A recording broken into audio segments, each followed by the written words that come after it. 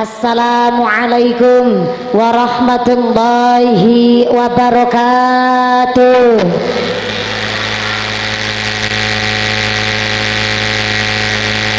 Semangat jawab uluk salamna, abi doakan panjenengan sadayakna engke uih ka bumi kenging artos 8 juta.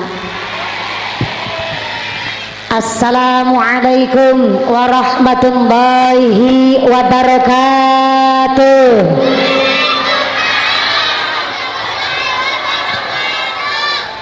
Bismillahirrahmanirrahim. Alhamdulillah, alhamdulillahi haqqa hamdi, wassalatu wassalamu ala khairi khalqi sayyidina wa maulana Muhammadin wa ala alihi wa ashabihil mujahidin at-tahirin. Allahumma salli ala sayyidina Muhammadil fatihil wal khatimi lima sabaq nasiril haqqi bil haqq wal hadi ila siratikal mustaqim wa ala alihi haqqa qadrihi wa miqdarihil adim. Amma ba'd. Hadaratal muhtaramin wal mukarramin, para alim, para ulama, para asatid wal ustadzah yang kami hormati dan yang kami muliakan. Wabil akhos dumateng akhinal kiram panjenenganipun Rama Kyai Haji Rusdi Maulani yang kami cadong barokah doana. Wabil akhos kepada akhinal kiram Bapak Kiai Ahmad Nawawi yang kami cadong barokah ilmunipun. Wabil akhos kepada akhinal kiram Al Ustadz Misbahul Munir yang kami hormati dan yang kami ta'dimi. Wabil akhos kepada sadayakna para ajengan yang tidak bisa kami sebut asmo karimnya, tidak mengurangi rasa ta'dim kami yang kami hormati dan yang kami taati segala fatwa oge dawuh-dawuhna. Wabil akhos kepada para tur pemerintah desa Ciseureum. Wabil akhos kepada Bapak Kepala Desa Bapak Kuwu Darsono beserta Ketua Tim Penggerak PKK oge seperangkatna nyaeta seperangkat alat sholat dibayar tunai. Bapak Sedes, Bapak Kadus, Bapak Ketua Kemde, Bapak Ketua PPD, Bapak Kaur, Bapak Kaum, oge Bapak RW, Bapak RT yang kami hormati dan yang kami muliakan. Wabil akhos kepada Ketua Panitia Penyelenggara Ibu Nyai Haja Rodatul Jannah, Ibu Dede Hasanah, Ibu Aimu Sirah, Ibu Rahimah dan seluruh keluarga besar Jamaiyah Fatayat Muslimat Al Barokah Ciseureum. Saya minta tepuk tangan dulu kangge panitia nu semangat dan kontribusinya luar biasa kangge pengawasan dinten ayeuna. Mudah-mudahan kita sadayana sareng panitia tansah ditetapkan imannya, ditetapkan Islamna, ditambahkan ihsanna, diberikan sehat panjang yuswa nu manfaat nu barokah sumrambah kepada kita sadayana para jamaah. Allahumma. Wabil akhos kepada Tanfidiyah Surya Nahdlatul Ulama Ranting Ciseureum. Wabil akhos kepada pimpinan muslimat, pimpinan fatayat, keluarga besar GT Ansor, oge teman-teman Banser. Wabil akhos Ibnu IPPNU dan tak lupa kepada Jamiah Maulid Simtud Duror yang kami banggakan. Wabil akhos kepada para agnia, para donatur, mudah-mudahan para agnia dermawan donatur diberikan sehat panjang umur yang manfaat barokah, diberikan mawaddah warahmah wasakinah sumrambah kepada kita para jamaah. Allahumma. Wabil akhos kepada sadayakna para tamu undangan jamaah nu nangtung berdiri ngadeg imane sing jejeg, nu duduk calik lenggah sing ahli ibadah, nu lagi sakit ilang sakite, nu lagi meriang ilang meriange, nu wudunan ilang wudune, nu sakit mata ilang larane, diberikan sehat walafiah, diberikan ghirah semangat ibadah. Allahumma. Wabil akhos kepada para jamaah, Bapak Haji, Bu Hajah, para calon haji, para calon hajah, hadirin hadirat ma'al muslimin wal muslimat rahimakumullah. Sallu ala Nabi Muhammad. Gusti Allah dawuh tenggene Al-Qur'an, wa nazzalna minas samaa'i ma'am mubarakan. Sesungguhnya Gusti Allah sengaja menurunkan banyu hujan dari langit mubarakan, membawa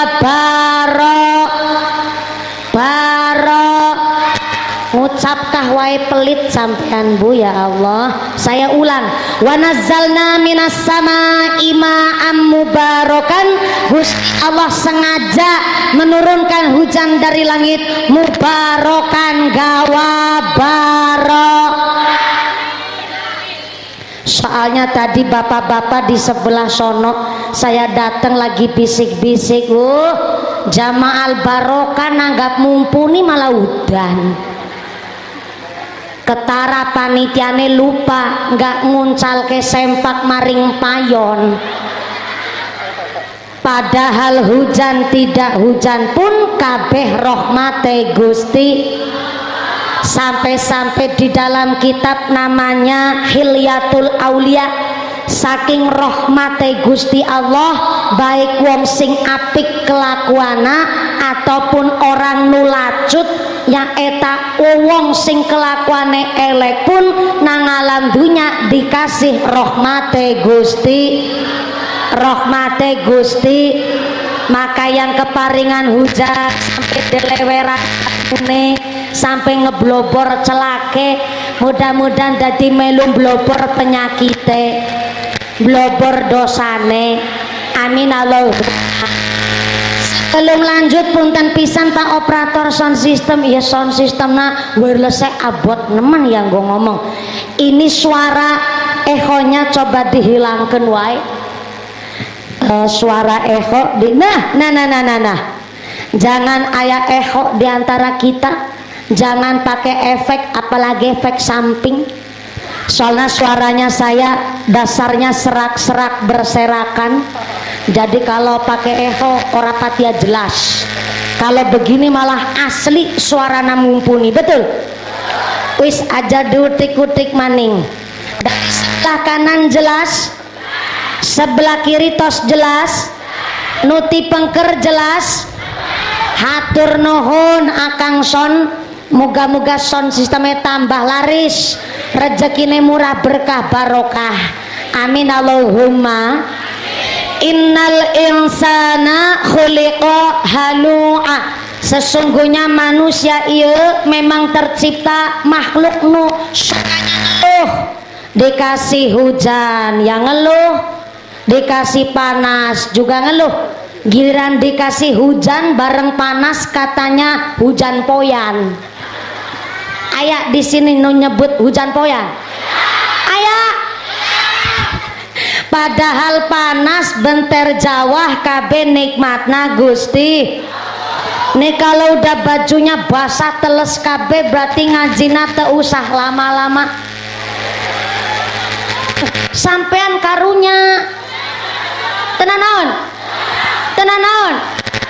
Kira-kira nanti selesainya jam sabaraha? Angke selesai jam berapa? Jam 5 sore. Ya Allah, saya nanjak tadi jam 3 kurang seperempat, selesainya jam 5 sore. Berarti ngajinya seperempat ayat. Di sini ayat Kiai ceramah 2 jam seperempat ayat. Ayat Kiai saha? Kakak? Saha? Nyong mumpuni ceramah 2 jam seperempat. Eta ngundang apa ngontrak sampean? Soalnya ketika sahabat bertanya kepada Kanjeng Nabi, ayyul amali ahabbu ilallah, ya Rasulullah, amal apa yang paling dicintai Gusti Allah? Kanjeng Nabi menjawab, salah satunya adalah as-sholatu ala waqtiha, sholat pada waktunya adalah amalan yang paling dicintai Gusti Allah. Punten-punten nih, dalam hadis ini niki hadis sahih tanggene Bukhari niki, sholat pada waktunya amal yang paling dicintai oleh Gusti Allah. Tapi jangan salah paham dari hadis ini, sholat pada waktunya adalah sholat yang tidak melampaui batas selesai waktu sholat, alias sholat fardu yang gak sampai diqodho. Jadi sholat pada waktunya adalah sholat yang masih dalam batasan waktu sholat. Contoh, gak dumeh sholat pada waktunya lagi matun. Tahu matun? Matun itu ngebersihin suket rumput di sawah. Kah? Macul?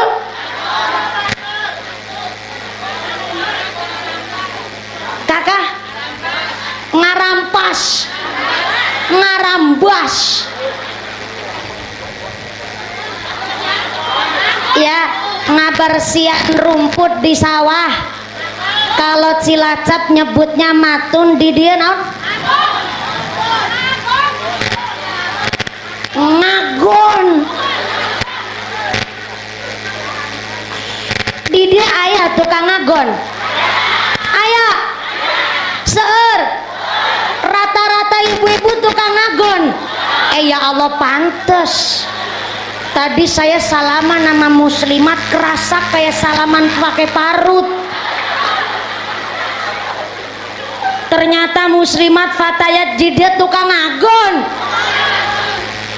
Tak usah kecil hati, di dalam kitab I'anatut Thalibin dijelaskan afdolul mukasabi az-zura'atu, sautama-utamanya pekerjaan adalah menjadi seorang petani.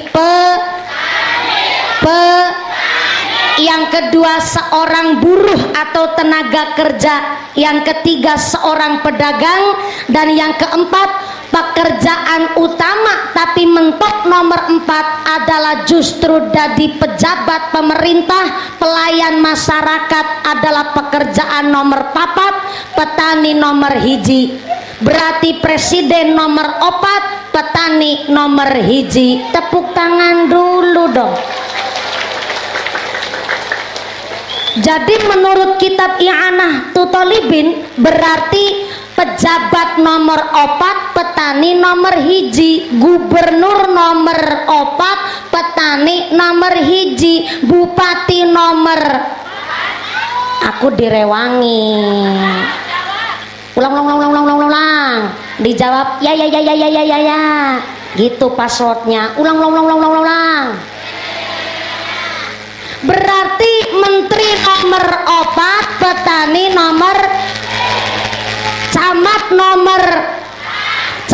nomor, petani nomor, DPR nomor, petani nomor, lurah nomor. Lurahnya dateng tuh. Sebelah mana Pak Lurah Pak Ku? Subhanallah, masya Allah. Kuwuna kepala desana nu pakai jas, nu pakai sarung. Saya salah alamat. Saya ngebatin tadi ya lurah apa pengantin sunat. Saya senang Pak Lurah, Pak Kepala Desa, kalau ayah kades kok backgroundnya background santri, insya Allah dekat dengan para kiai, derek dawuh kiai, insya Allah ia lurah santri. Tepuk dulu dok. Udah berapa periode Pak Ku? Oh, sudah 2 periode, masya Allah. Dari senyumnya kayaknya udah balik modal ini mah.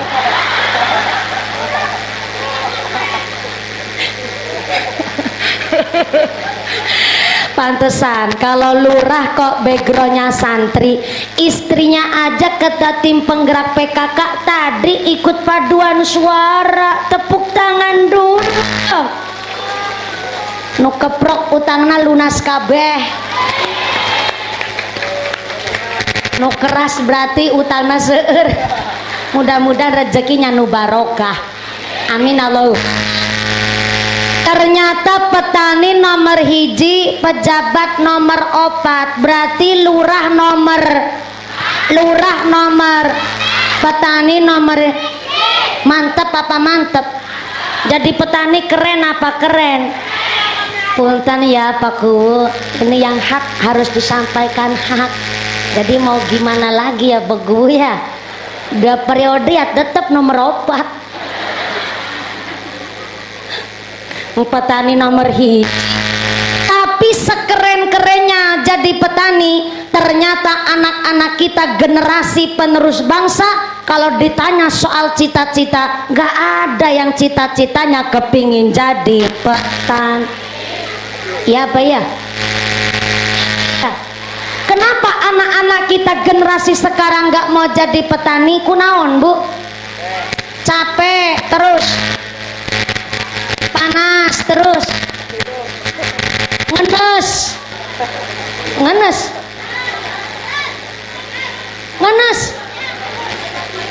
Oh, jadi petani ngenes. Panas apa ngenes?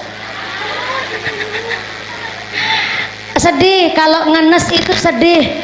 Pantes wae kalau jadi petani kok ngenes. Akhirnya anak-anak kita nggak mau jadi petani. Soalnya punten-punten, anak kita hari ini tidak mau jadi petani karena anak-anak kita lahir di zaman generasi IT, zaman kecanggihan teknologi. Nggak mau ngeluarin keringat, nggak mau capek-capek, asal duduk di kursi tapi menghasilkan duit. Ya pantes wae wong ieu zamannya zaman generasi canggih. Yang kedua, anak kita nggak mau jadi petani karena jadi petani ngenes. Nggak ngenes gimana? Nggak punya tanah, bareng punya tanah ngurumatnya susah, cari pupuk juga nggak mudah. Elah bareng panen malah dijual payune. Kayak lagi curhat sampean. Tapi ternyata orang petani walaupun sengenes apapun dibela bisa makan jenaki. Bahkan menurut kitab I'anah, kita petani diutamakan pekerjaan nomor kaping hiji, sebab kata kitab I'anatul Thalibin, sak nanemnya petani menjadikan sodakoh. Saya ulang, kata kitab I'anatul Thalibin, sak nandure petani menjadikan sodakoh. Buktinya tananem padi di grumut wereng, berarti petani sodakoh sama wereng. Nanam ubi dimakan tikus, berarti petani sodakoh karo. Nanam jambu dimakan kampret, berarti sodakoh sama. Nanam mangga dipangan codot, berarti petani sodakoh karo. Sampai codot bedi sodakoi sama petani. Keren apa jadi petani? Keren. Bahkan orang Indonesia punya prinsip, kalau belum makan nasi namanya belum makan. Ya apa ya? Pak Presiden, Pak Prabowo makannya nasi. Asalnya nasi dari beras dari gabah dari pari, yang nandur padi saha. Berarti sampai presiden pun disodakoin sama petani. Tepuk tangan dulu dong buat petani. Wis gede tuan dadak diperintahkan keprok barangan. Barang keprok udah nih tambah deres. Salawatan dulu ya Bu ya, biar ikhlas ya Bu ya. Sallu ala Nabi Muhammad. Ya Rasulullah,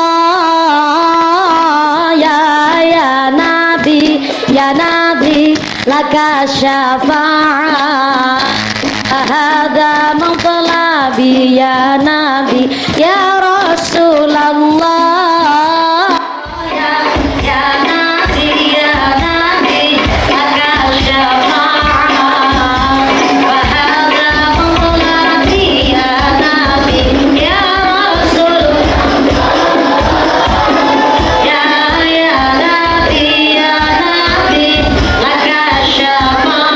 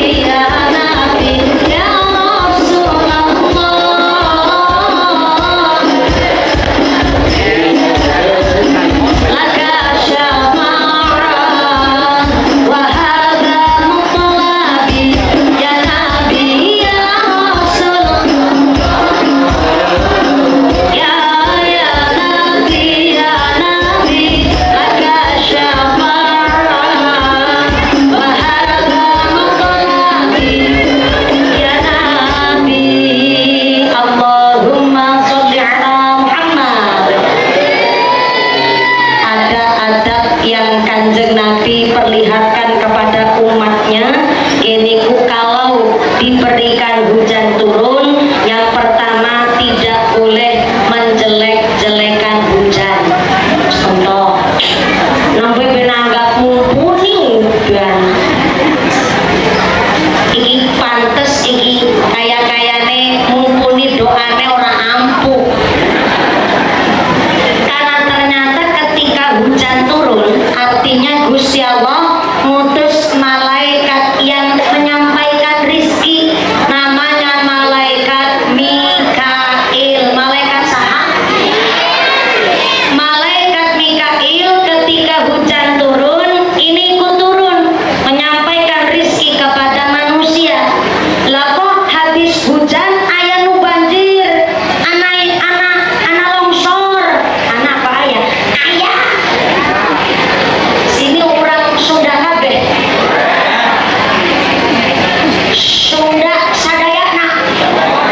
Masya Allah, berarti ieu tetiasa bahasa Jawa, tetiasa. Tiasana bahasa Sunda.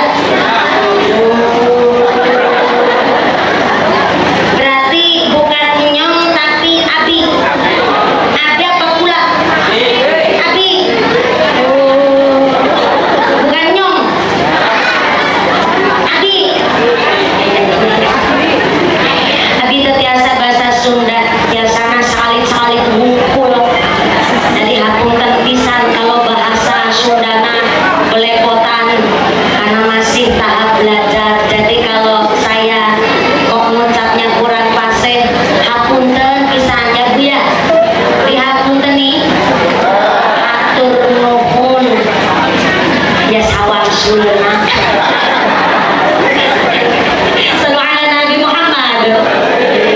Bagaimana jadi lupa? Oh ya, kalau ayah habis hujan kok terus banjir, habis hujan kok ayah longsor, bukan karena hujanan, tapi jenengan tos paham doharul fasadu fil bari wal bahri bima kasabat aydin nas. Rusaknya daratan, rusaknya lautan, iku kabeh sebab kelakuan manusia. Contoh kecil, namanya hujan juga perlu jalan, air juga harus dikasih jalan. Namanya jalannya ayah selokan, ayah drainase. Tapi kok kalau udah dibangun drainase, udah dibangun selokan, malah jalannya air ternyata buat wadah sampah, buat wadah runtah. Bahasa Sundana runtah. Kalau bahasa Cilacap, di sini runtah. Lawang dalane air, jalannya cai apa cau? Cau gedang. Enggak, kalau cau itu gedang pisan. Cai air. Mangga ieu caina di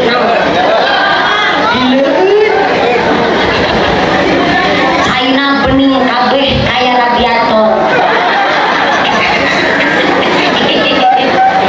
Ternyata habis hujan kok terus banjir, bukan salah airnya.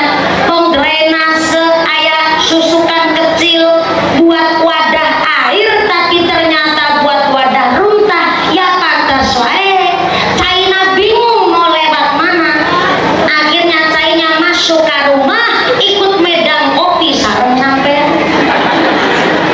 Namanya banjir, bukan airnya musalah, tapi manusianya.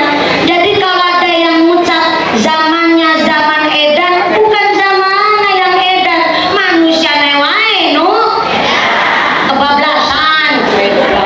Sampai mau disebut manusia edan.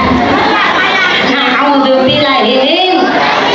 Maka yang kaparingan hujan hari ini, pertama kita ikut sikapnya Kanjeng Nabi, tidak boleh mengolok-olok hujan. Yang kedua, sareng berdoa. Salah satu doa nu paling gampil, Bismillahirrahmanirrahim.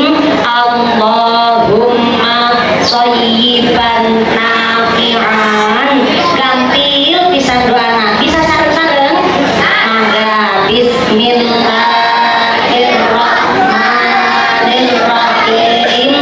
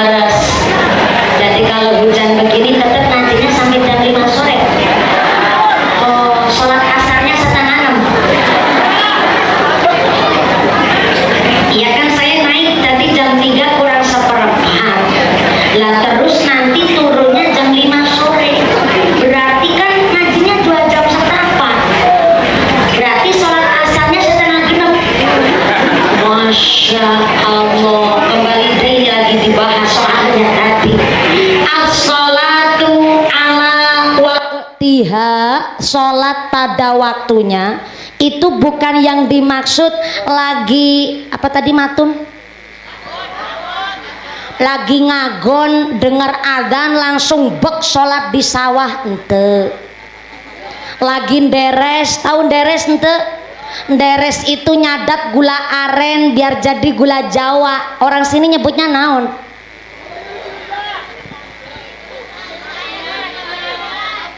Ngiguh. Naon Bu Nyai? Oh enggak ada. Kalau di Cilacap nyebutnya nderes, tukang nyadap gula aren biar jadi gula Jawa.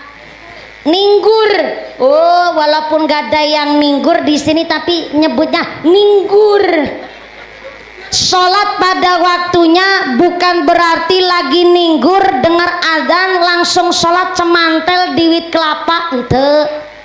Tapi yang dimaksud sholat pada waktunya adalah sholat yang tidak sampai melampaui batas selesai waktu sholat. Contoh, punten Kiai ajengan, saya mau bertanya Kiai, kalau di dia di Cisureuh manjing sholat maghrib sekarang jam berapa Kiai?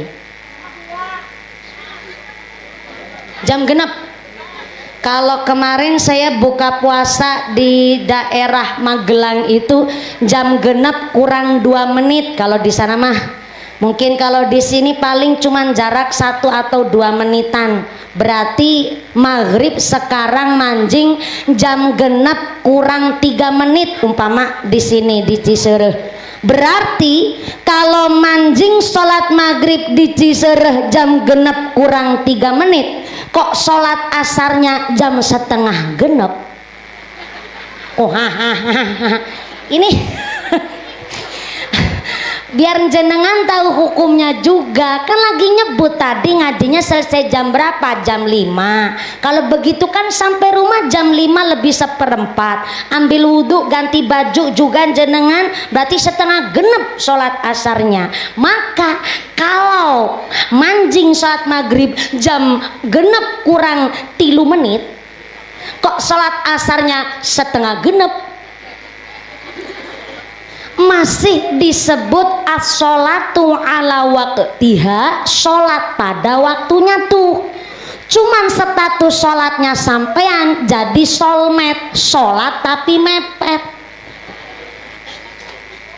Jadi ya tenanaun iya kalau ngajinya selesainya jam 5 sore, nanjaknya jam 3 lebih 1/4, turunnya jam 5 sore. Saya juga nggak bisa membayangkan bagaimana panjangnya tuh amplop.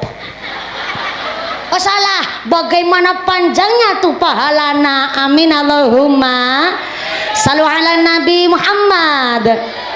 Sebelum lanjut, iya grup rebana saya sawer dulu karena nanti ngiring sampai jam 5 sore. Grup rebana saya sawer dulu. Ya sawang sulna pinter jawabna, tak usah repot-repot tapi ditampi. Punten Kiai Pak Kuwu, saya seneng nyawer santri.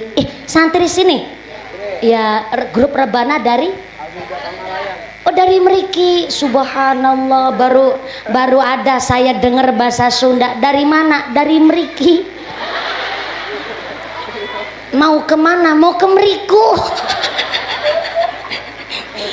Saking bingungnya, bunyainya orang Jawa, dia orang Sunda sampai bingung bahasa dari mana, dari Meriki. Ketimbang nyawer biduan kan malah mending nyawer santri ya Bu ya. Mudah-mudahan anak-anak kita, putra-putra panjenengan sadayana nu lagi sekolah, nu lagi ta'alum di pesantren, bisa kerasan di pondok, ngilmunya nu manfaat, min ahlil ilmi, min ahlil Quran, min ahlil khair. Amin Allahumma. Amin Allahumma. Walaupun ia hujan, panitia mengharapkan panjenengan ikhlas sadaya. Soalnya ikhlas itu amal yang paling berat tapi paling gampang diucap. Tapi setan goda orang ikhlas itu ente kuat. Makanya ganjarannya orang ikhlas paling banyak. Kalau ikhlas bisa berbentuk, maka wujudnya ikhlas adalah emas murni. Saya ulang, kalau pengumpamaan gambaran ikhlas kok bisa berbentuk wujud, maka wujudnya ikhlas adalah emas murni. Emas mur. Selama jenengan beli perhiasan di toko emas, itu emasnya emas asli, tapi tos nggak murni lagi. Soalnya kalau emas murni walaupun cuman gede sekelereng, kok emas tulen, emas murni itu bisa dijual harganya miliaran rupiah. Tapi kalau sudah diperjualbelikan di tempat umumnya eta di toko emas, berarti sudah kecampur kadmium, kecampur titanium, kecampur perak alias kecampur logam. Emasnya emas asli tapi udah nggak murni kalau yang di toko perhiasan. Makanya emas itu warnanya kuning, tapi nggak setiap yang kuning itu emas, karena bisa jadi kuning-kuning itu tahu.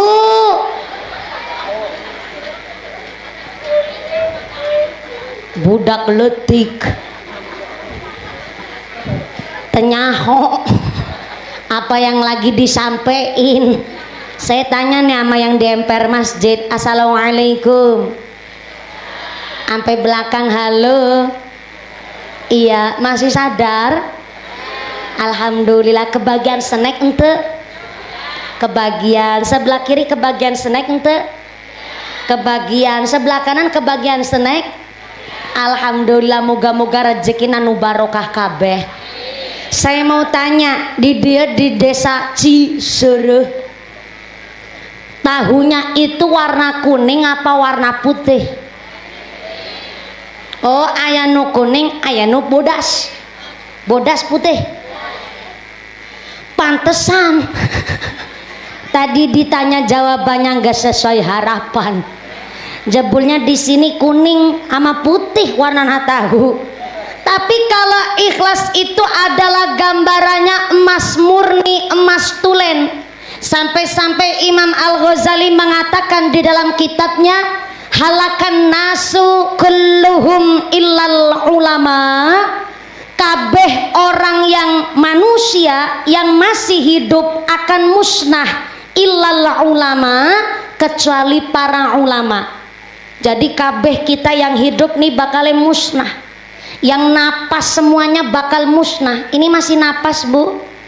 Alhamdulillah. Jangan nyepelein napas, karena tadi yang di awal saya menyampaikan di dalam kitab Hilyatul Aulia, baik orang yang lacut ataupun orang yang bagus akhlaknya, semuanya dikasih welas asih na Gusti.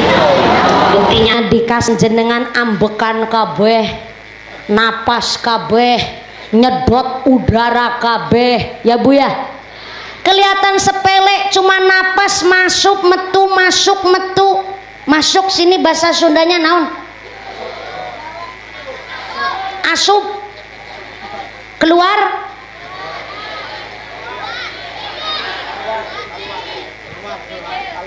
Mijil. Mijil.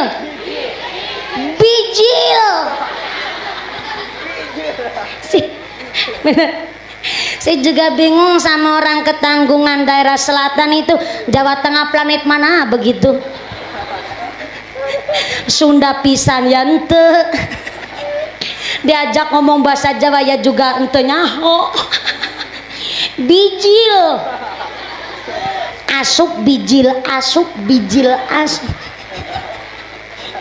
Kelihatan sepele orang napas, tapi ternyata kata beberapa kitab bahwa rahmatnya Gusti Allah untuk alam dunia ini bagaikan jarum atau dom, cara orang Cilacap mah dom, jarum, peniti.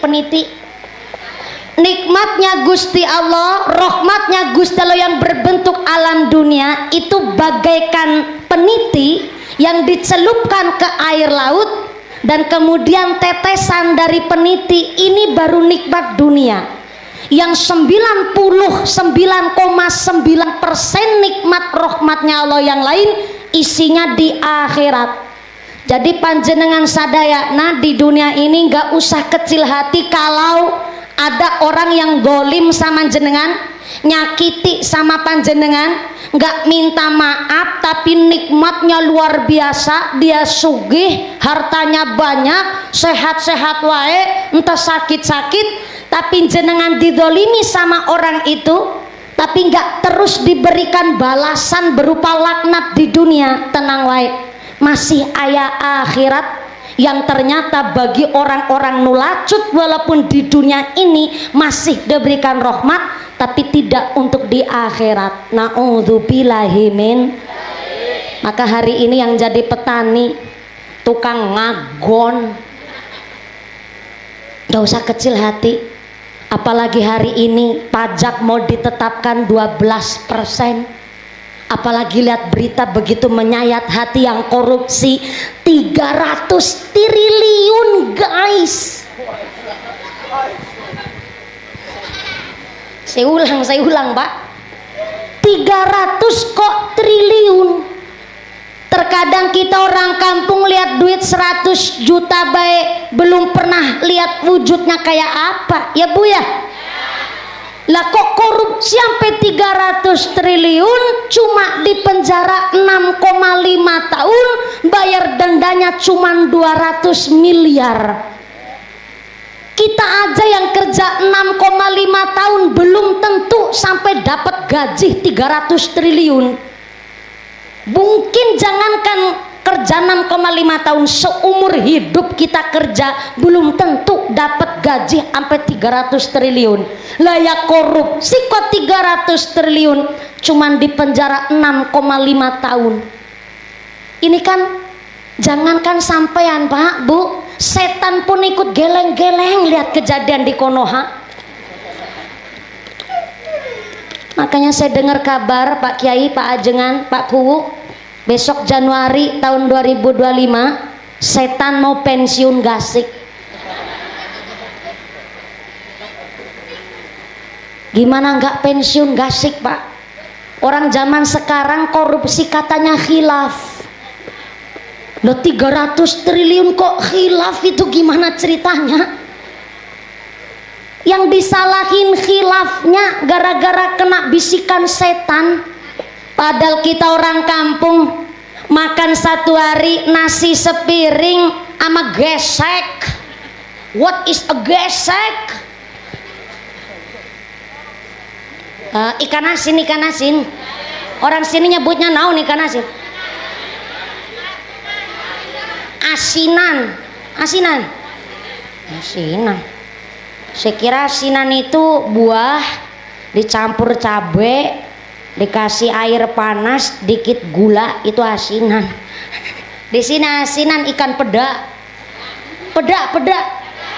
Padahal kita orang kampung kalau cuma nuruti perut ini nafsu buat makan nasi putih sapiring, lauknya gorengan peda, udah cukup nikmatnya luar biasa.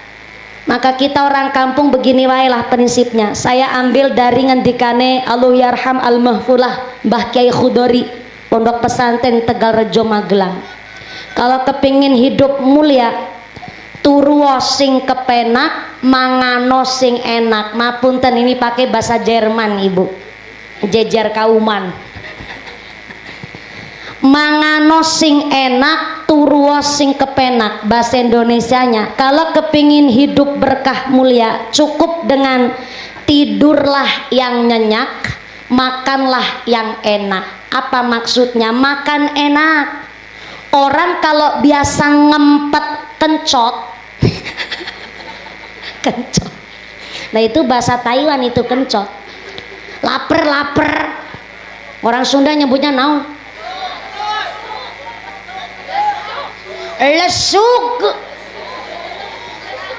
Lesuk.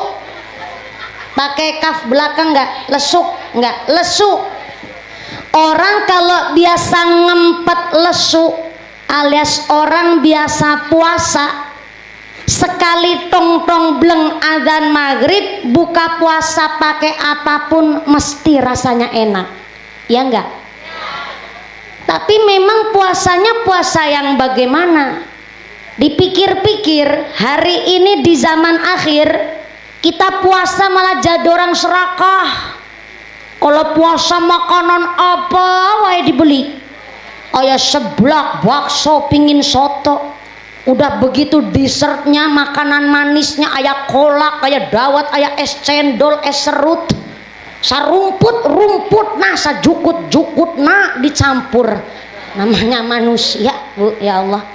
Udah begitu beli pentol, beli bakso, beli some, ketambahan batagor, disiap-siapin kabeh penuh sameja. Tapi giliran tong-tong bleng adzan maghrib cuman minum seteguk air putih sama kurma 3 biji, rasanya udah puasnya luar biasa, ya enggak? Ya enggak? Yang lain-lain tuh enggak kepikir lagi. Beda lagi sama orang serakah, puasa kok malah cuman nurutin nafsu. Maka kalau koruptor, pejabat atau kuwu dilantik kok doanya doa buka puasa, bahaya. Jadi pejabat dilantik doanya doa buka puasa, Allahumma lakasumtu wabika amantu. Ya kabeh-kabeh kepingin diplok. Aya aspal diuntal, besi dileg, semen diuntut, jembatan dikerikiti, sampai kadal be diuntal. Maka nggak usah kecil hati kalau orang Cisereh sini jadi tukang ngagon, tukang ngarit, tukang macul, sampai tukang rongsok. Itu bukan pekerjaan nista. Saya ulang.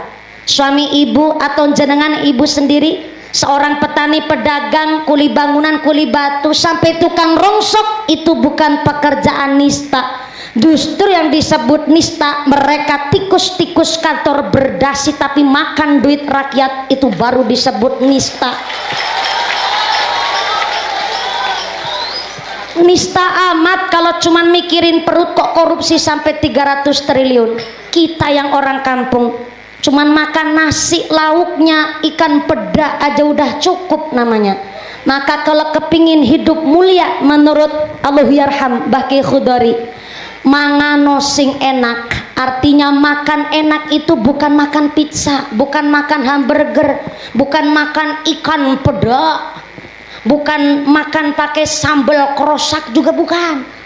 Tapi makan enak kalau orang biasa ngempet nafsu, orang biasa ngempet apa tadi, lesu, maka sekali makan pun pakai apa wae mesti rasana enak, ya Bu ya.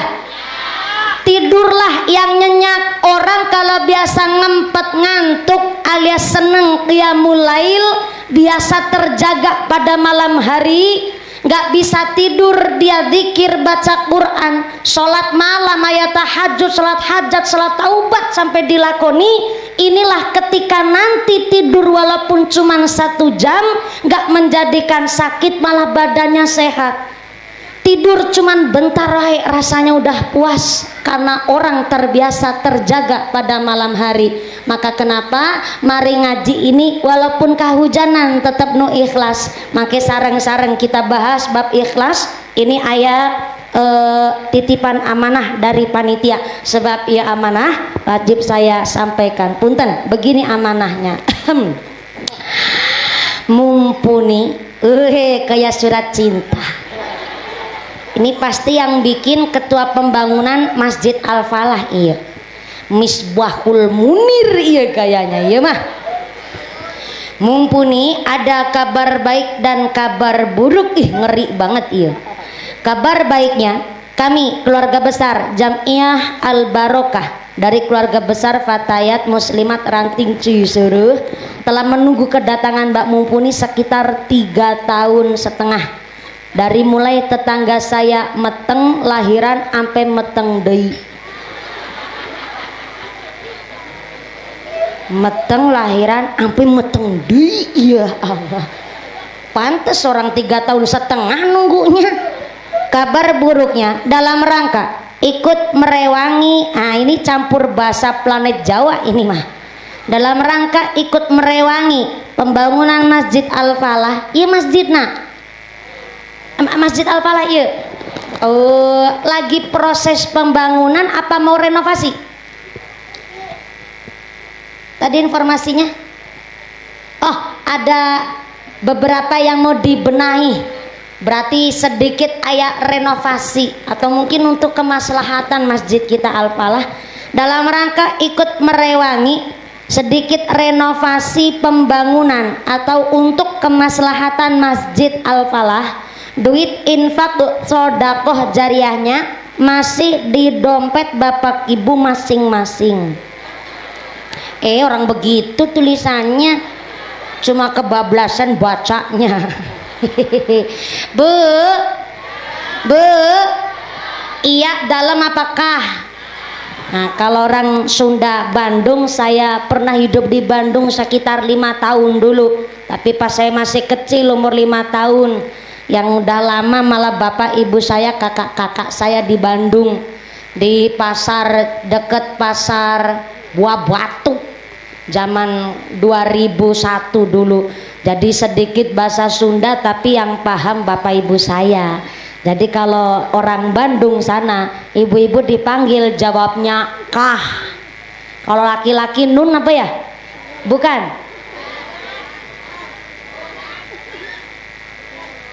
ulan, kula. Oh, bahasa alusna kulan.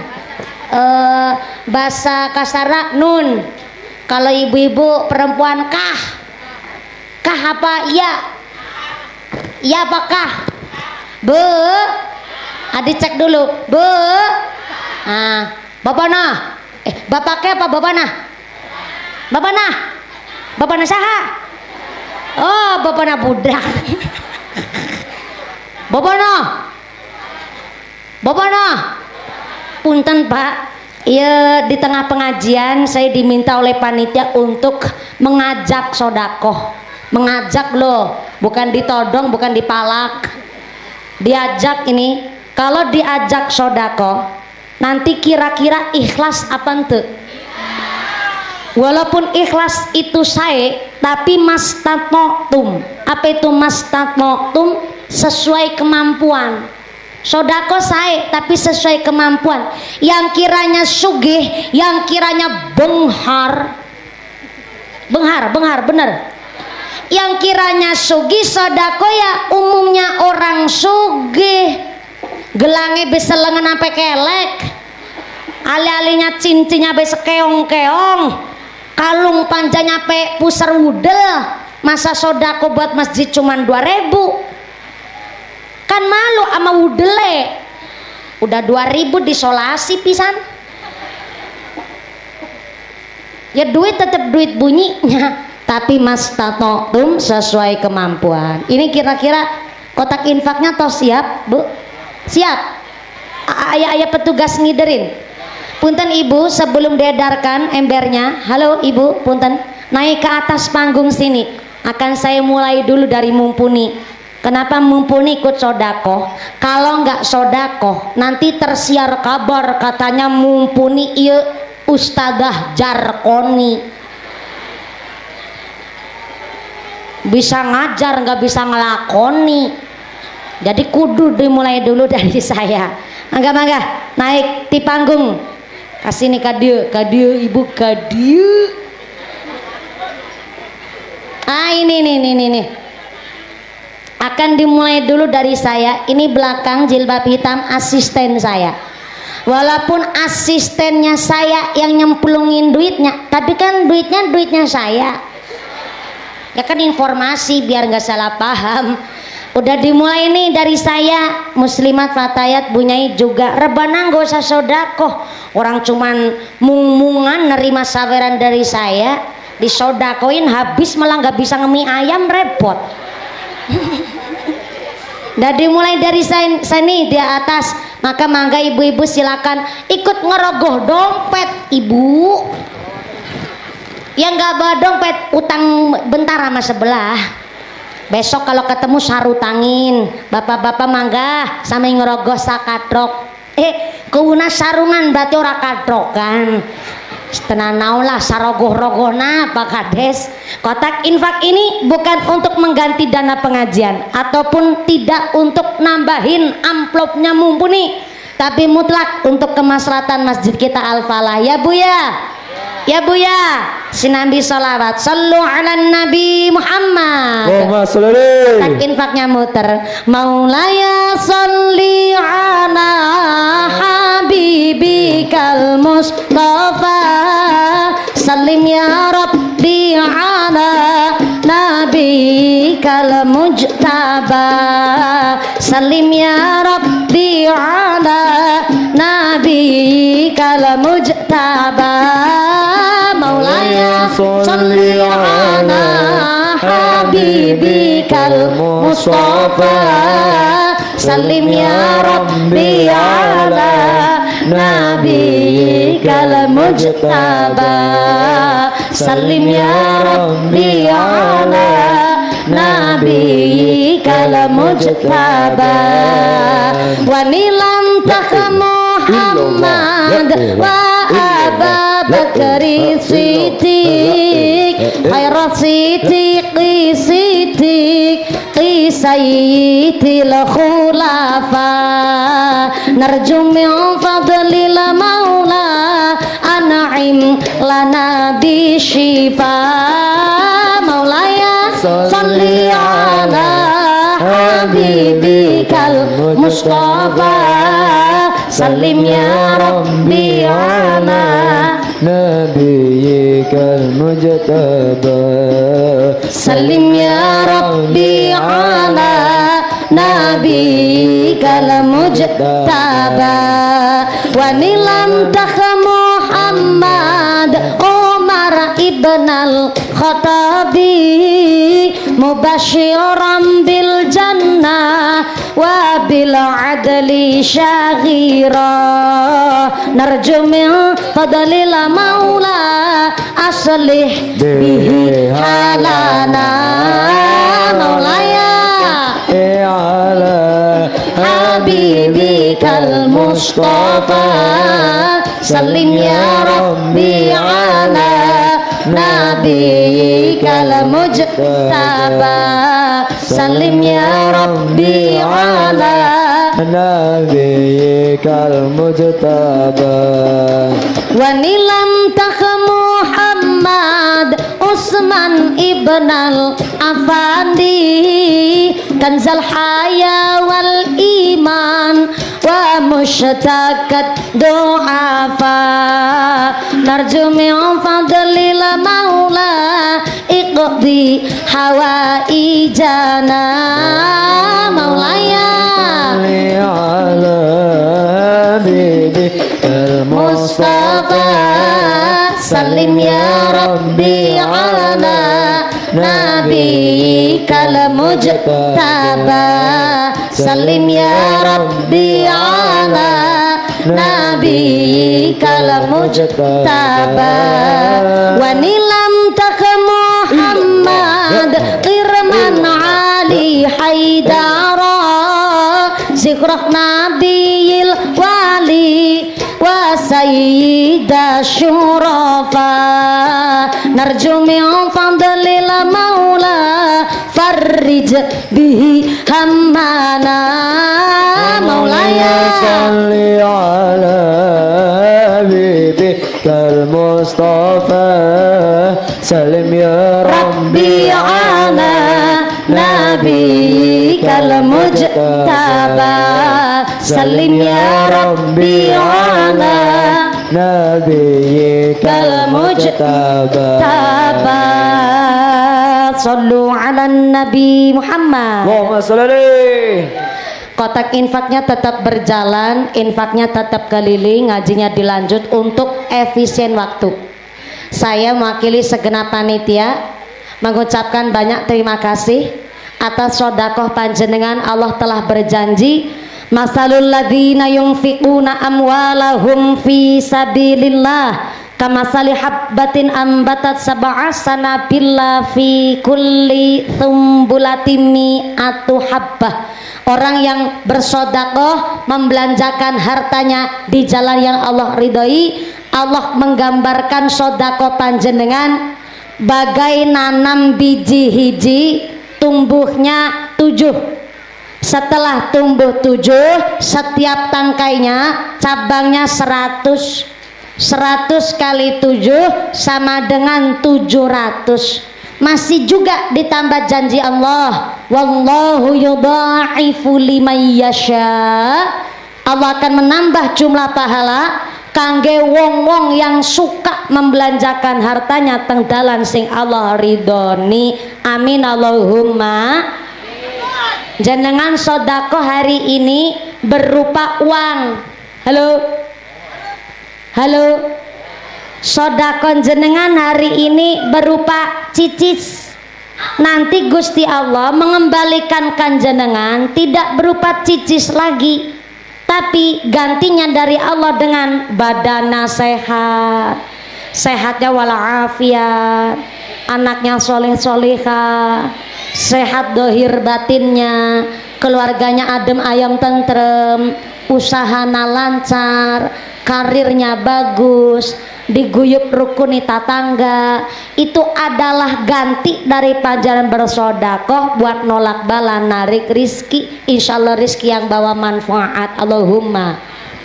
Maaf nih bagi yang masih kehujanan, ya hujana awet pisan kayak utang nata tangga. Jadi punten kalau panjenengan mau cari lokasi yang lebih sekecok, lebih luwes buat ngaji, mangga masih ayah di teras sarambiknya Masjid Al-Falah.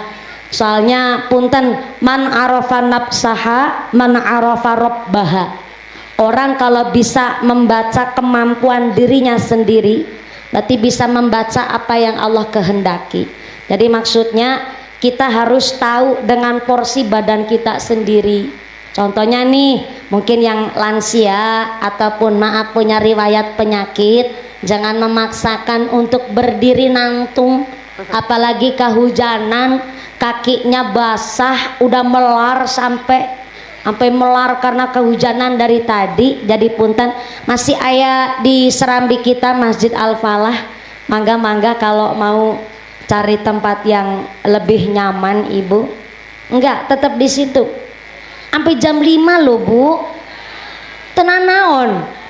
Masya Allah, tepuk tangan dulu dong buat warga masyarakat Cisereh nih, semangatnya luar biasa. Yang penting tertib, soalnya punten sering di lokasi pengajian saya sampai banyak yang pingsan dan lain-lain, apalagi kalau cuacanya panas. Ini agak adem, alhamdulillah aman. Cuma yang sepuh-sepuh ya monggo ayo mas tatoktum juga sesuai kemampuan badan ya Bu ya.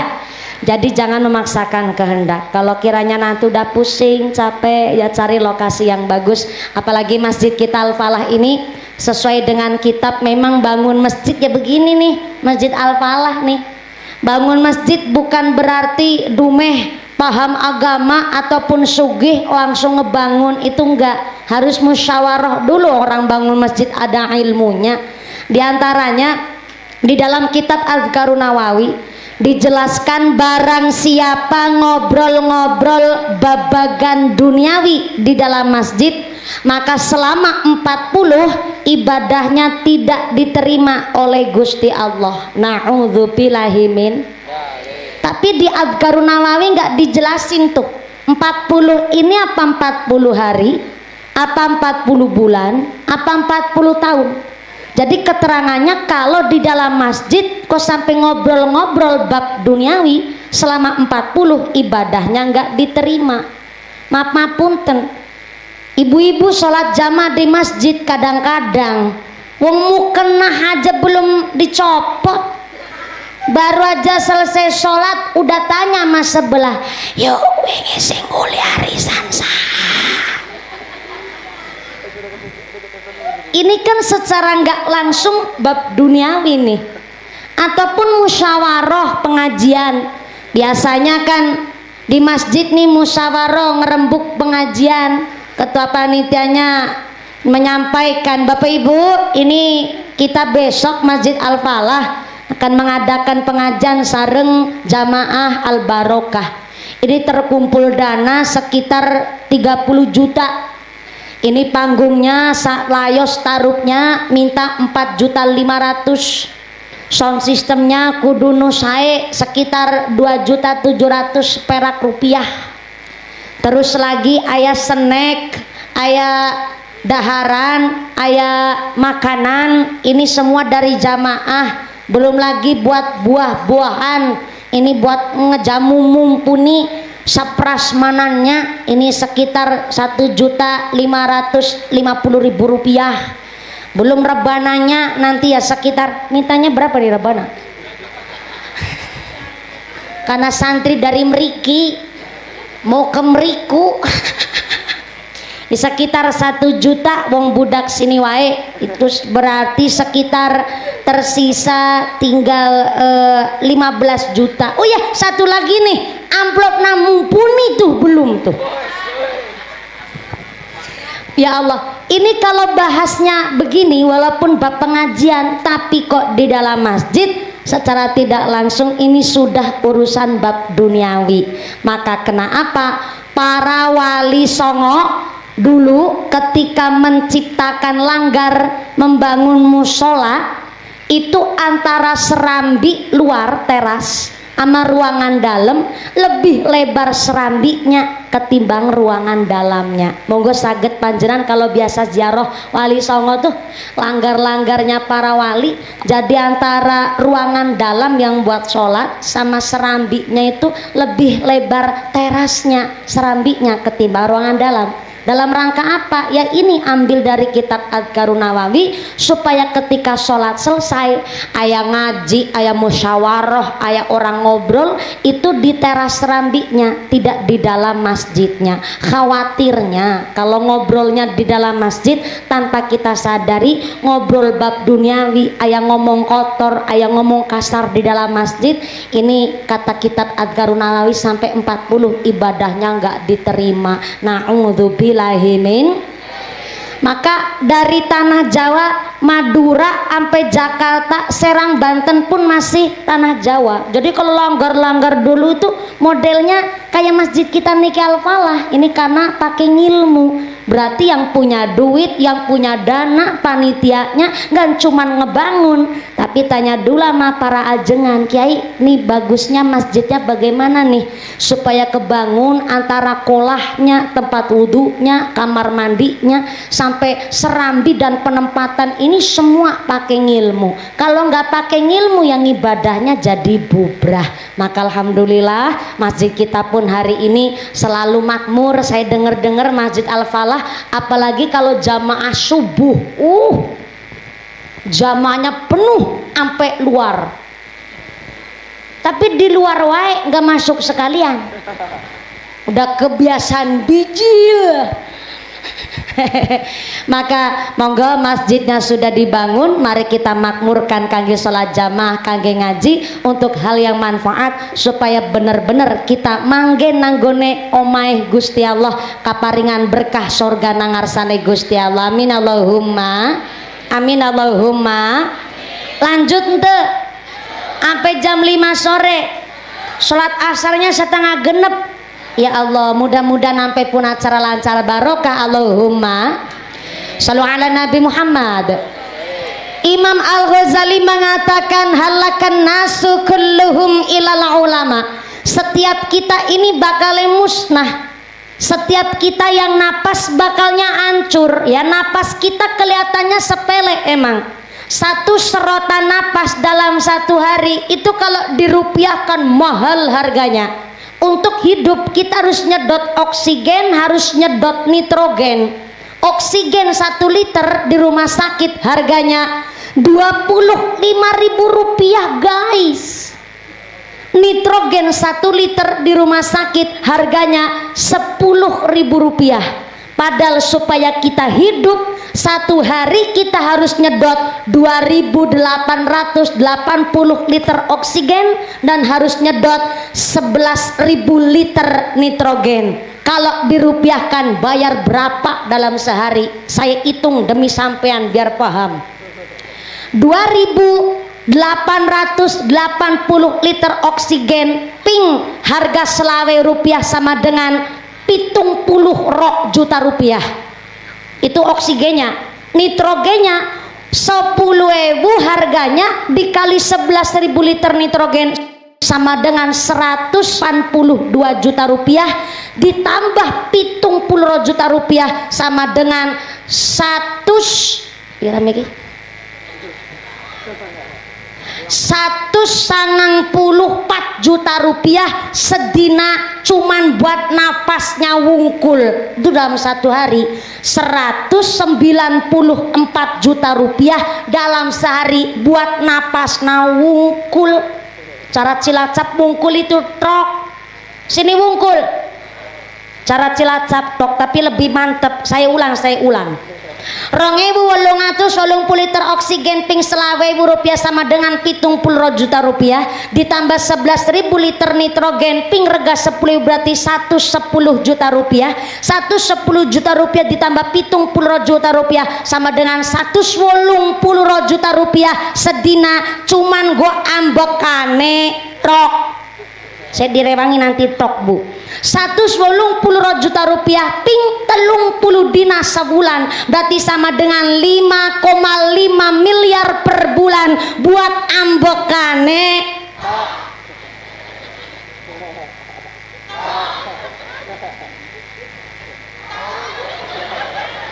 Jangan kebablasan sampai bawah belum tak tok. Itu 5,5 miliar satu bulan cuman buat napas wungkul. Ternyata gratis. Kok kita napas saja kelihatan sepele padahal rahmatnya Gusti Allah luar biasa. Dan kita diingetin nih, setiap kita bakalnya musnah ilal ulama, kata Imam Al-Ghazali, kecuali para ajengan, kecuali para ulama. Siapa para ulama? Yang punya ilmu. Siapa yang punya ilmu? Pak Ustadz, Pak Kiai, akhinal kiram, Romo Kiai Haji Rusdi Maulani, alim. Kiai Ahmad Nawawi, alim. Kiai Misbahul Munir, alim. Itu para ulama. Tapi Pak Misbahul Munir nggak usah kegeeran, masih ayat lanjutannya tuh, kata Imam Al-Ghazali, wahalakal ulama, dan setiap yang namanya ulama kulluhum juga bakalnya musnah illal amilin, kecuali orang-orang yang mengamalkan ilmunya. Bu, halo, ternyata kata Imam Al-Ghazali yang alim saja bakalnya musnah. Berarti Kiai Rusdi Maulani musnah. Saya direwangi. Ulang. Berarti yang alim saja bakal musnah. Kiai Rusdi Maulani, Kiai Ahmad Nawawi, Kiai Misbahul Munir mumpuni ora. Ini bukan saya licik, enggak. Kan saya bukan ulama, saya bukan kiai, saya santrinya Ki Rusdi Maulani malah. Berarti kalau Ki Rusdi Maulani musnah, mumpuni hancur. Orang kiainya aja musnah, apalagi mumpuni cuman santri, hancur berkeping-keping mah. Tapi ternyata ilal amilin, kiai aja musnah, ulama aja musnah, dan ternyata ilal amilin, kecuali yang mengamalkan ilmunya. Punten-punten, kata Imam Al-Ghazali, yang alim saja kalah titel sama orang yang mengamalkan ilmunya. Soalnya orang kalau ngamalin ilmunya berarti paham apa yang jadi makom derajatnya. Punya ilmu ya harus diamalin. Jangankan yang punya ilmu kayak Pak Kiai. Ada satu riwayat masih di kitab Hilyatul Aulia. Dulu ada orang lagi ngeduk makom. Ternyata pas lagi ngeduk makom, di sebelah luangan kuburan itu kain kafan mayit tetangga kuburan itu ternyata ikut kegaruk. dan ternyata kain kafannya itu kelihatan. Dan ternyata ada riwayat ini dulu kuburan yang tetangga sebelah udah sekitar 50 tahun yang lalu, cuma tidak dikasih cara Cilacap ayah patok cungkup. Cara sini apa nyebutnya ya? Sarwa, cungkup patok, nggak dikasih patok. Dan nggak ada yang zaman dulu itu memuliakan makom kuburan sebelah. Tapi ternyata sesepuh ulama di situ menjelaskan, kok ini kuburan 50 tahun lamanya kain kafannya masih utuh. Akhirnya diriwayatkan ternyata kuburan yang kain kafannya sudah 50 tahun ini masih utuh, jebule waktu hidupnya bukan ulama, memang bukan kiai, bukan pemuka agama, hanya seorang orang kampung, tapi nggak pelit masalah ngilmu. Ada orang ngagon nggak bisa diajarin ngagon, ada bujang baru lulus dari pesantren nggak bisa nyangkul, diajari nyangkul yang bener bagaimana. Sampai-sampai ayah santri baru lulus dari pesantren nggak bisa caranya dandani gendeng bocor, dikasih tahu caranya masang gas LPG. Emang ada mau 50 tahun yang lalu, ini kitabnya Jahiliyatul Aulia. Nggak tahu tapi diajarin, hanya sekedar orang biasa, memang bukan ulama, tapi nggak pelit masalah ilmu. Dia tahu caranya yang bagaimana bagus, dan kemudian diajarkan kepada orang yang nggak tahu. Ternyata sampai 50 tahun baru ketahuan itu makom orang biasa, tapi nggak pelit masalah ilmu. Jadi ternyata orang yang mengamalkan ilmu itu statusnya lebih tinggi kalau hanya sekedar punya ilmu doang. Makanya ini di sini dijelaskan kata Imam Al-Ghazali, ulama saja musnah ilal amilin, kecuali yang ngamalin ilmunya. KTP-nya Islam, sholatnya nggak ketinggalan, amilin berarti ngamalin ilmunya tuh. Sholatnya nggak ketinggalan, di masyarakat kelakuannya saya amilin, ngamalakin ilmunya. Sholat jamaah nggak pernah telat sama keluarga, omong omongnya bagus, nggak pernah ngomong goreng, berarti amilin, ngamalin ilmunya. Senang sodakoh ke masjid sama istri dan anak sendiri, nggak pelit, amilin, ngamalin ilmunya. Soalnya sering di masyarakat, di masjid senang sodakoh, tapi ke istri sendiri pelit. Ayah di sini yang begitu. Sarwa, ayah suka sodakoh ke masjid, tapi sama anak istri sendiri pelit. Ayah angkat orangnya, angkat. Ya Allah, pecisnya warna naon? Hidung. Pak Haji nu pecis songkoknya bodas, selamat ini. Ternyata banyak orang yang nun sewu, saya sendiri pun lagi belajar. Karena terkadang ada orang yang ahli zikir tapi biwirnya masih suka nyinyir. Ayah lebih parah mali, sholat ente, baca Quran ente, zikir babar blas, tapi mulutnya julid. Ayah berangkat orangnya, berangkat. Ya Allah, kerudungnya warna naon? Hidung.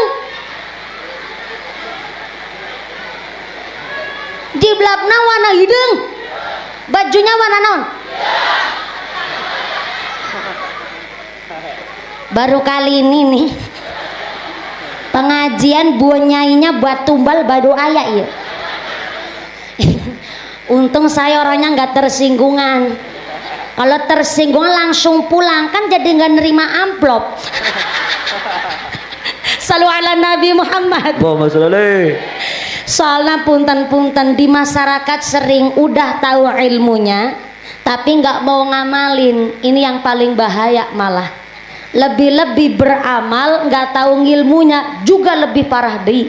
Maka amilin, orang yang mengamalkan ilmunya adalah benar-benar orang yang mulia derajatnya, lebih mulia ketimbang cuman punya ilmu. Bu, hari ini kita praktek bareng-bareng jadi insan kamil. Insan kamil itu insan yang sudah mencapai martabat paling tinggi, nggak pernah problematik. Ketika sodakoh nggak mau disanjung, nggak mau dipuji, beliau hanya mencari rahmat ridhonya Gusti Allah. Ini namanya insan kamil. Soalnya terkadang di hari ini banyak orang tua kepingin punya anak soleh solehah, tapi orang tuanya wae tidak bisa memberi contoh. Kepingin anaknya soleh solehah, bapaknya bikin story di WhatsApp tulisannya bojomu semangatku.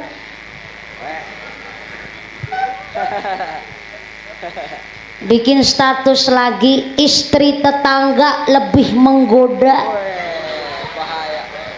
Ribut ya. Kepingin punya anak soleh soleha, bapaknya wae nggak bisa jadi contoh baik, nggak bisa jadi teladan. Udah bapaknya begitu, istrinya nggak ketinggalan. Mau senam bikin status, arisan gawe status, nyindir tetangga bikin status.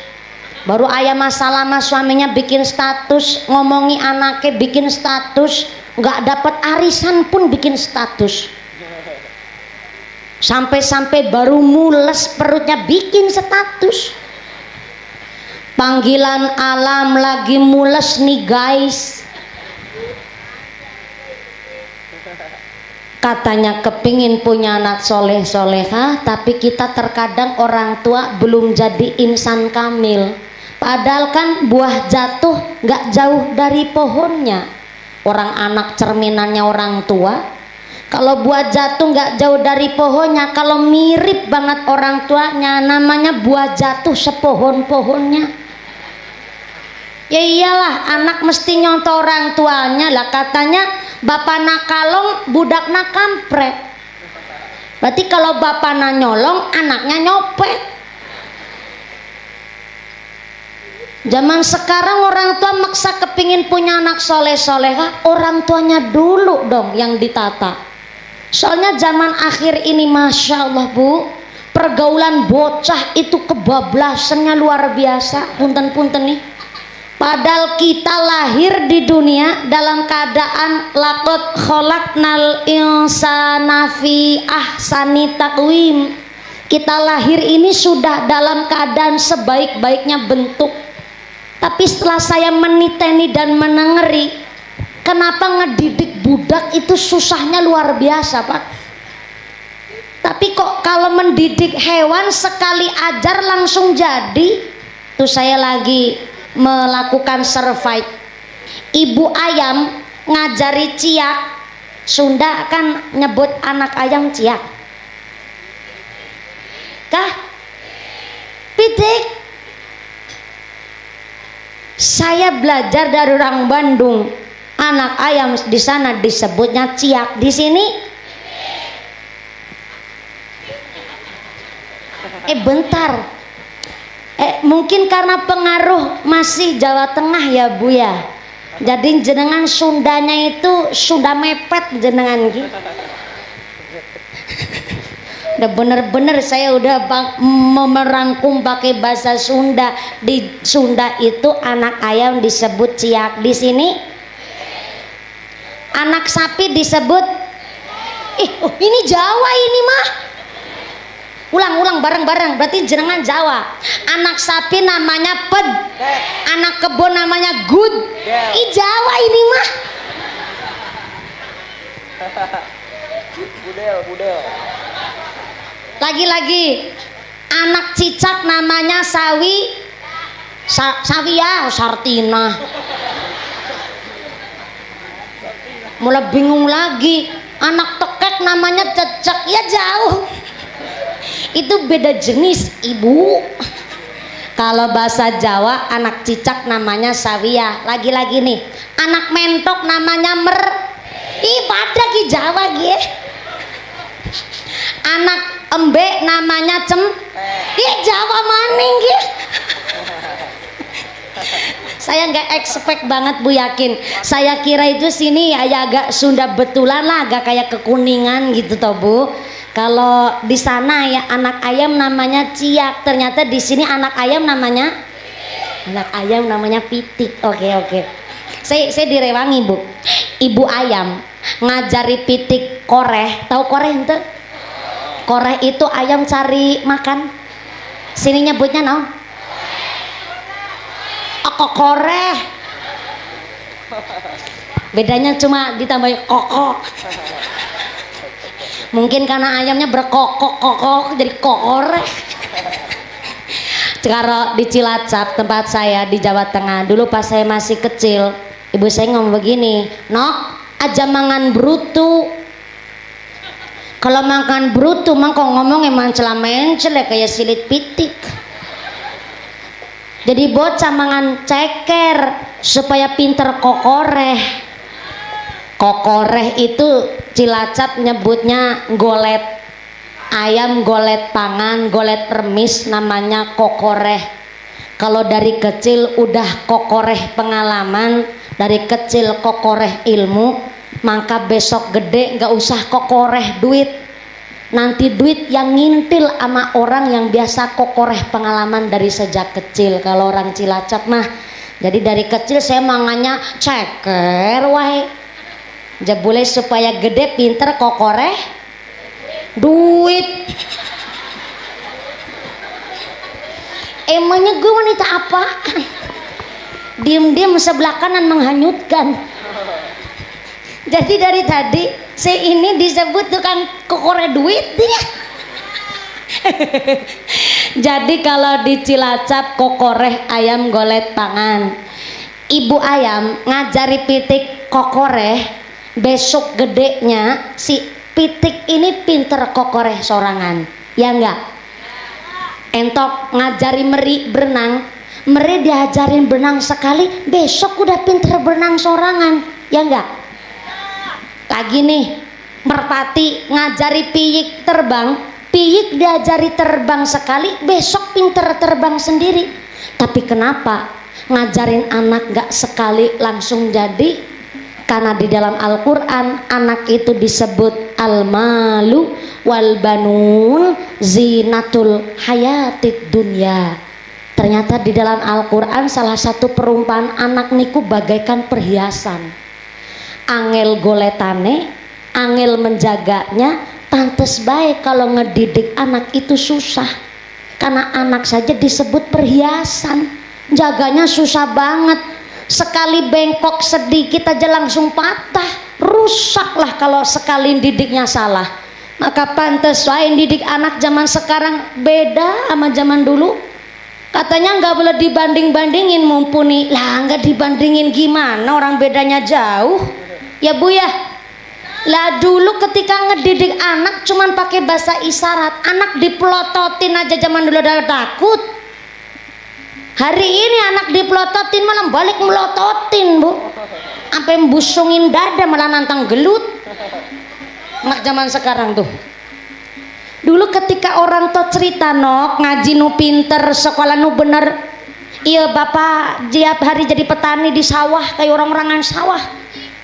Hideng pun dilakoni, nungsang jempalit sirah kanggo sampean kanggo siram, masang geger adus keringet, banting tulang setengah mati buat ngebiayain kowe sekolah. Makanya sekolah ngaji nu pinter. Orang zaman dulu dikasih tahu begitu langsung manut. Hari ini orang tua ngomong ngaji sekolah sing pinter ge, bapakmu wis kesel capek biayain kowe. Anak jawab, ih itu kan udah kewajiban orang tua ayah. Bingung lagi orang zaman sekarang ngedidik pak. Ada lagi nih, dulu ketika bapak mendidik anaknya pakai nada agak keras untuk mendisiplinkan anaknya, ulah begitu aja kayak gue bahasa Sunda naon ulah gitu. Bapak ngucap zaman dulu ulah gitu, anak langsung nurut.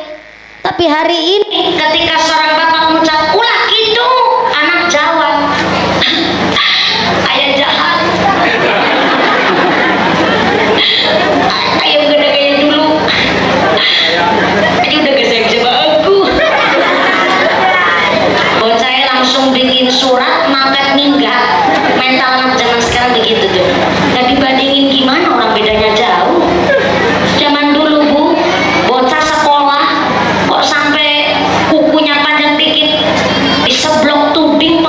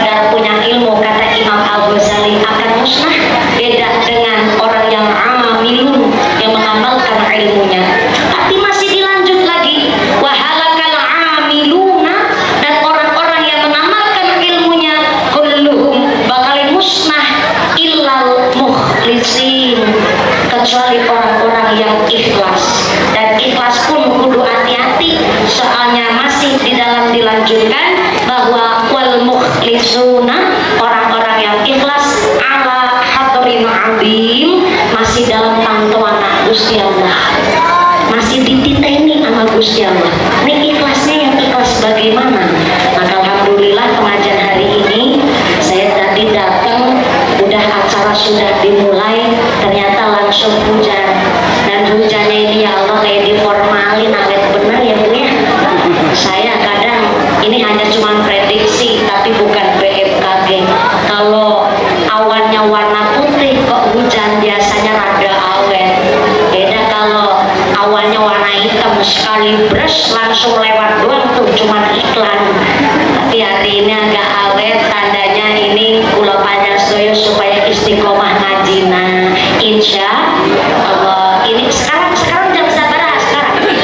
Ayeuna jam jam 2. Ya Allah, jam 2. Matane abi ora picek ya. Takoni bener-bener jam 2. Jam 4 pas guys. Insya Allah pas cukup ya Bu ya. Kurang? Belum cukup? Nanggap sorangan. Soalnya saya datang di sini lebih awal karena memang tadi saya pengajian di Kecamatan Brebes di Kelurahan Limbangan Wetan.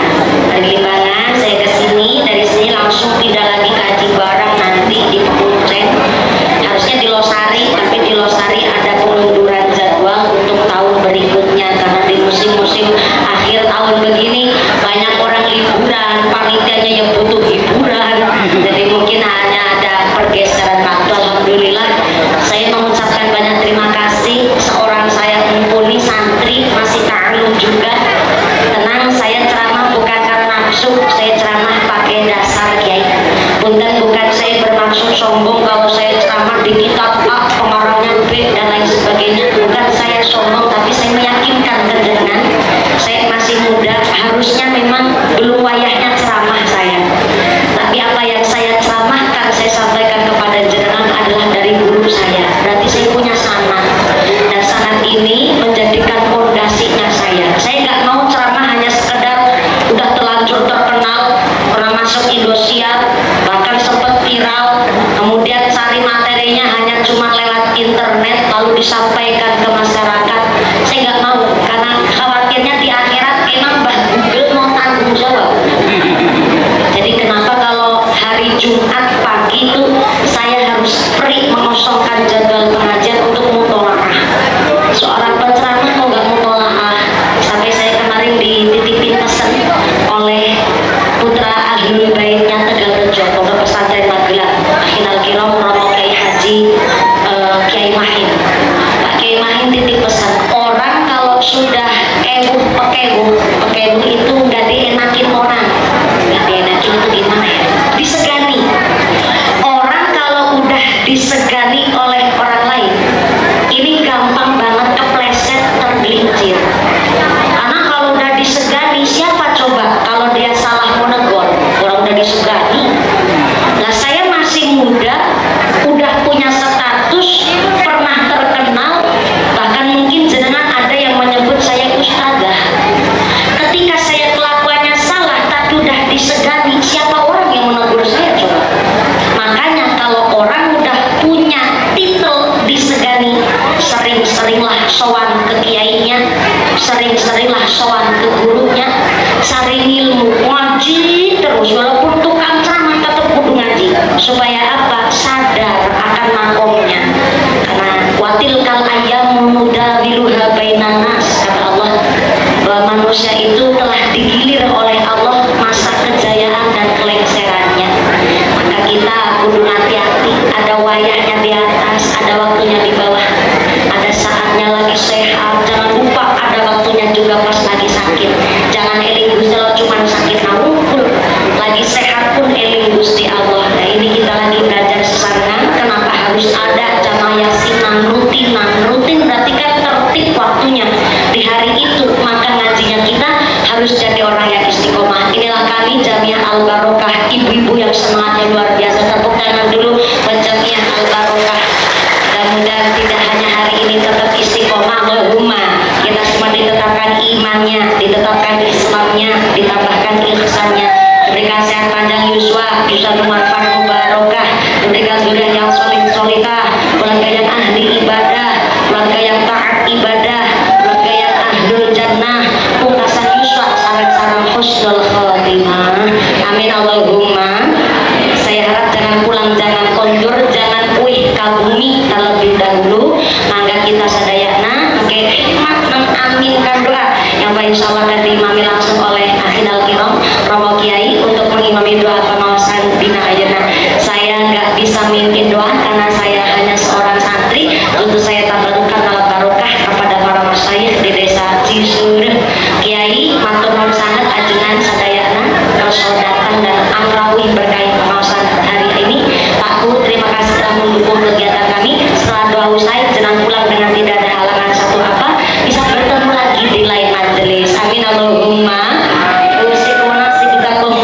Wassalamualaikum warahmatullahi wabarakatuh. Doa diimami oleh Bapak Kiai, saya kembalikan kepada Muqasimul Awqat pembawa acara sumangga. Shallu ala Nabi Muhammad. Allahumma sholli ala Muhammad. Taqabbalallahu minkum.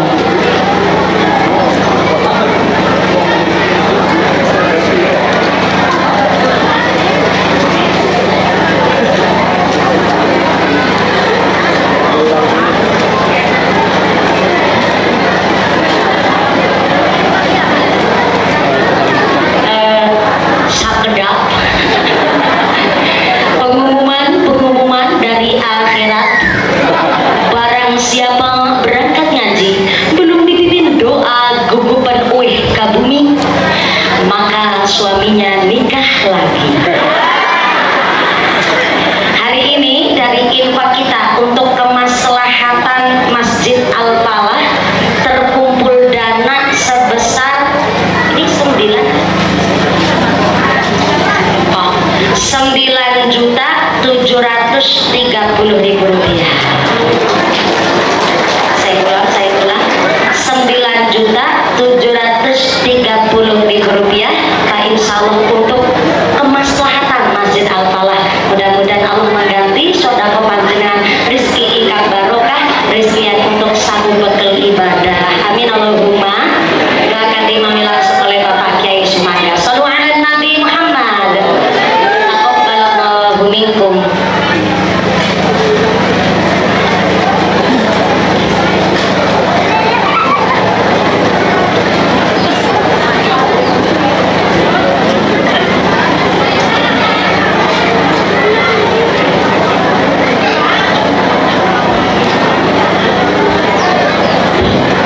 Assalamualaikum warahmatullahi wabarakatuh. Ila hadratin Nabi Mustafa Rasulullah sallallahu alaihi wasallam. Al-Fatihah.